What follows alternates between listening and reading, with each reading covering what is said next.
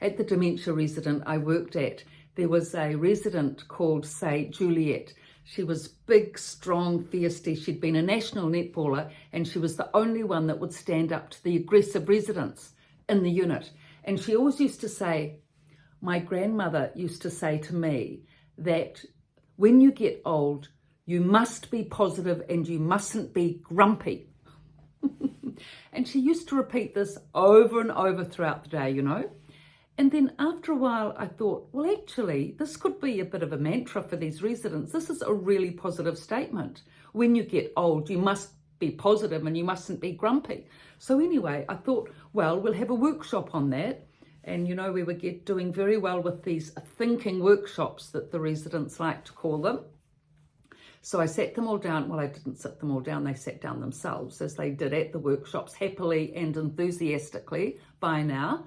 And I said to them, okay, so we're going to, what do you think about this statement? And I said, you know, Juliet, she's saying about, you know, she's got this statement about that her grandmother used to tell her, which is about, you've got to be positive and you must not be grumpy when you get older. What do you think of that? And the group said, oh, it's very good. To live here, you have to be positive. And I thought, yeah, you really do. You really do need to be positive to live here, because if you get negative, everything just goes into a negative spin. Already there's enough to cope with their thinking and their memory loss and their dementia spin and blanks and all of that.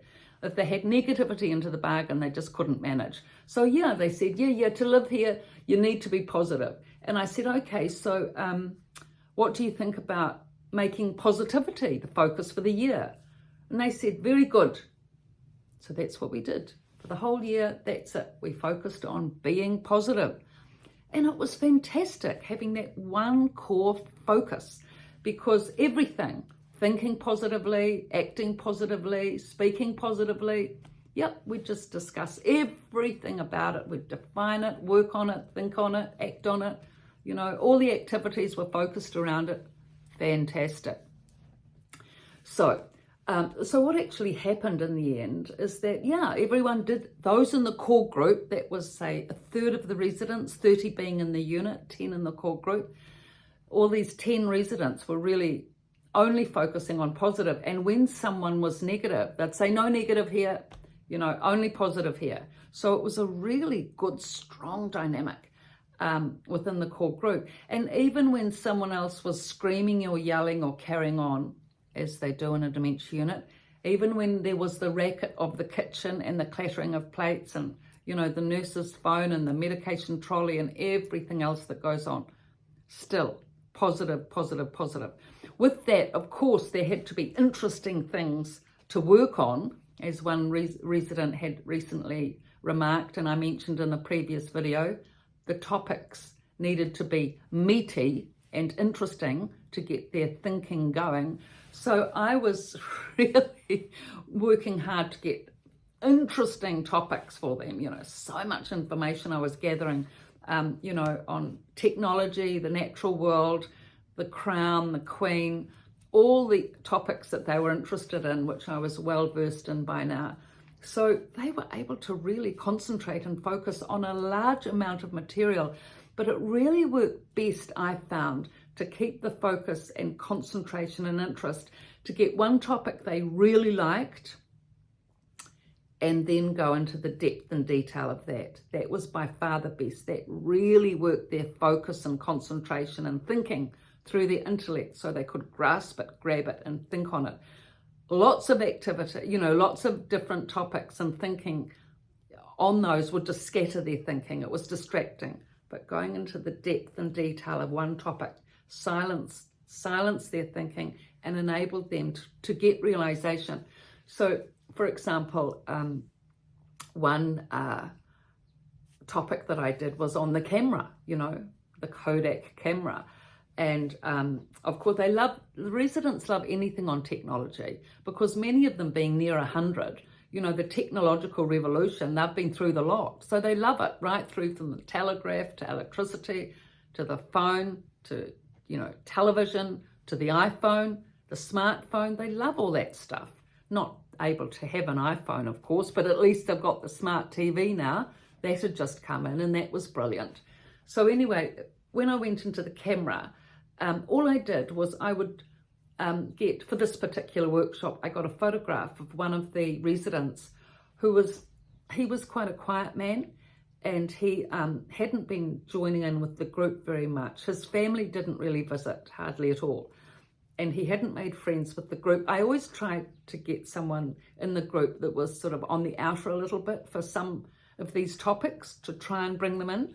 But he did have one photo in his room, and that was it was at the beach, at Sumner Beach. We could see that, our local beach, and there were children playing and making a sandcastle.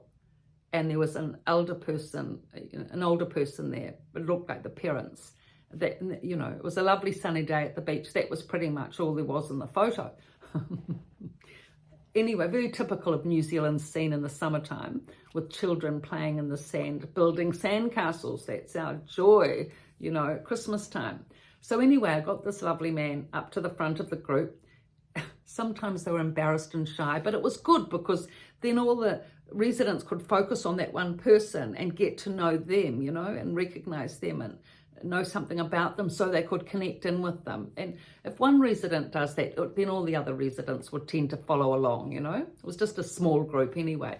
So he was sitting at the front, and I just went into the photo with him, went around the whole group to show them the photo, not just sitting, but individually. If they had poor eyesight or, poorer focus, I individually went up to each person, showed them the photo, gave them about 30 seconds each to look at the photo.